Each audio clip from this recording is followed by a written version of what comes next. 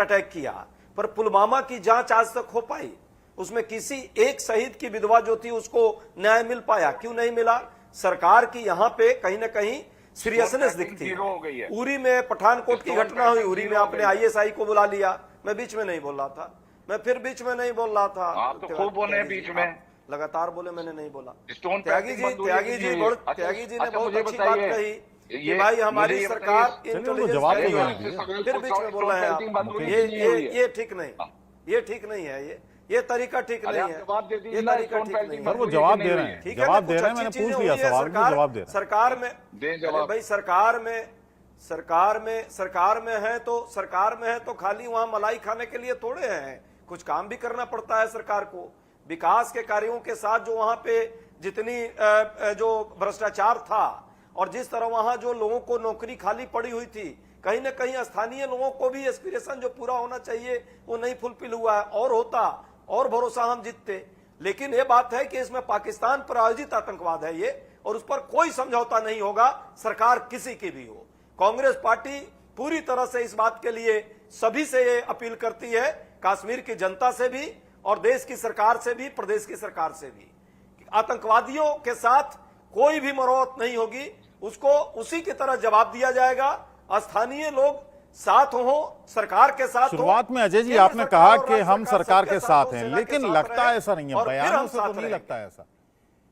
शुरुआत में आपने हालांकि कहा कि हम सरकार के साथ, अभी भी मैंने बयान दिया स्थानीय दोनों तरफ से 2014 से पहले अभी भी 10 सेकेंड इकबाल भाई जी, इकबाल भाई, अभी भी मैं कह रहा हूं कि केंद्र सरकार हो, अभी जस्ट इसको रिवाइंड कीजिए, केंद्र सरकार, राज्य सरकार और देश की सेना के साथ स्थानीय लोग साथ में होंगे, तभी हम आतंकवादियों से मुकाबला कर पाएंगे, क्योंकि ये प्रायोजित आतंकवाद है पाकिस्तान के द्वारा, हम सब जानते हैं। रणनीतिक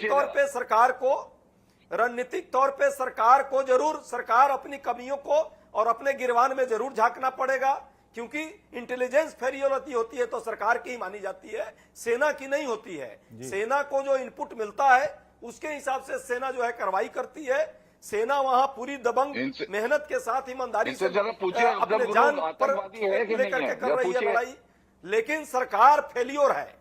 सरकार का फेलियोर पुलवामा में था, सरकार का फेलियोर उड़ी में था, सरकार का फेलियोर अभी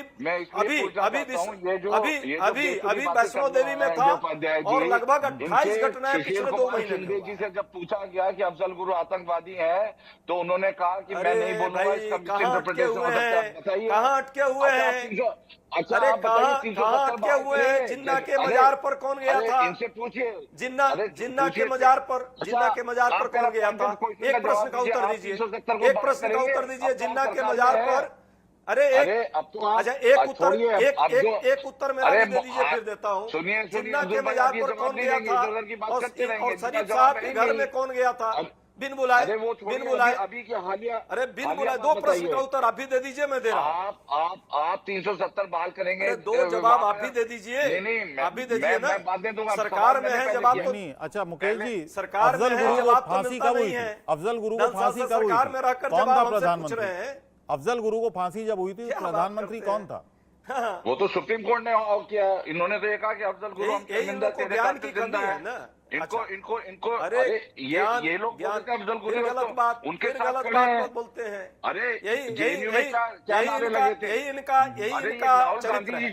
झूठ बोलने वाले यही झूठे लोग हैं, देश को तोड़ने सरेआम झूठे लोग हैं। लगातार खड़े। अरे कन्हैया कुमार को क्यों नहीं जेल में डाला? क्यों नहीं उनको आतंकवादी घोषित किया? अभी सुशील क्यों कुमार घूम रहा है? पूछ लिया तो इनकी क्यों आवाज दाल बंद हो गई, क्यों कलेजे पर दाल रोल रहा है? 370 पे सवाल करिए, ये झूठ पूछ लीजिए। ये आप लोग फेक फैक्ट्री थी आपकी फेक फैक्ट्री का लोग जनता समझ चुकी है। आप लोगों का जो आईटी आपकी सरकार फेक फैक्ट्री का है।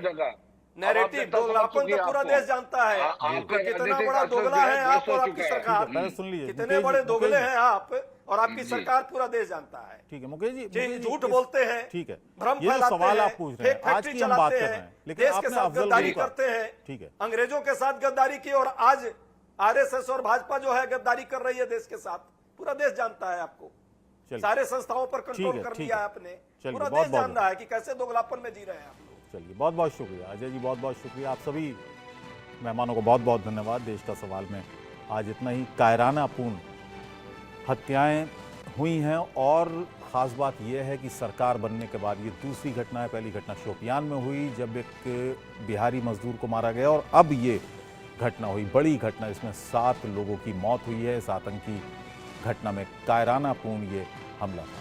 देश का सवाल में आज इतना ही। कल आपसे फिर मुलाकात होगी। एक ब्रेक के लिए रुक रहे हैं। ब्रेक के बाद भी इंडिया न्यूज़ पर खबरों का सिलसिला लगातार जारी रहेगा। नमस्कार।